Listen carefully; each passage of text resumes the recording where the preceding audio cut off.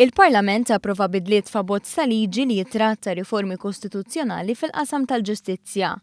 Il-ħatra, il-disciplina u l-kundizzjonijiet aħjar għal-ġudikanti huma stessin li fuqhom huwa mibni l-abbozz u l-emendi kif enfasizza l-Ministru għall-Ġustizzja Owen Bonnici. Qed nitkellmu dwar sistema ġdida fejn kulħadd se jkun jista' japplika b'mod miftuħ u trasparenti b'kumitat ta' għażla magħmul minn nies illi il-maġġoranza assoluta jgawdu iż-żewġ terzi tal-Parlament. Dan ifisser li n-nies li se jagħtu pariri dwar il-ħatra tal-ġudikanti se jkunu nies maqtuwa mill-politika u allura nies li jgawdu l-fiduċja ta' kulħadd.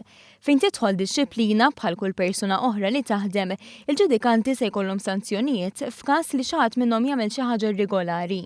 Sallum, f'dawn iċ-ċirkostanzi, ġudikant jista' jew jingħata twissija jew jitresaq il-Parlament biex jitkeċċa mingħajr ma jkun hemm triq tan-nofs.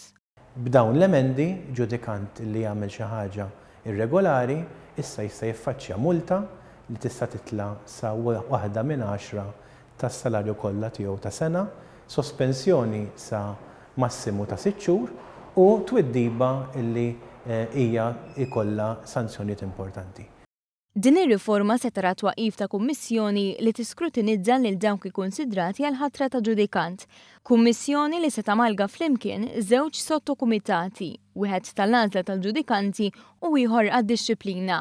Il-Kummissjoni tinkludi l-Ombudsman, l-Awditur Ġenerali, il-Prim Imħallef u l-President tal-Kamra tal-Avukati. Il-Kummissjoni l-Amministrazzjoni tal-Ġustizzja li allura tkun l-umbrella ta' dawn is-żewġ sottokumitati issa se tkun entrenched fil-Kostituzzjoni biż-żewġ terzi li jfisser illi jekk gvern għadha petada jkun irid ineħħiha ma jkunx jista' mingħajr il-ftehim tal-Oppożizzjoni li tagħti salvagwardja importanti ħafna. Il-Ministru Owen Bonnici fisser kif l-aħħar darba li saru bidliet radikali fil-Kostituzzjoni f'dan is-settur kien 30 sena ilu. Issa li għandna l-bażi strutturali li ġiet aġġornata nistgħu nkomplu ntejbu biex naraw riżultati dejjem aħjar f'dan is-settur.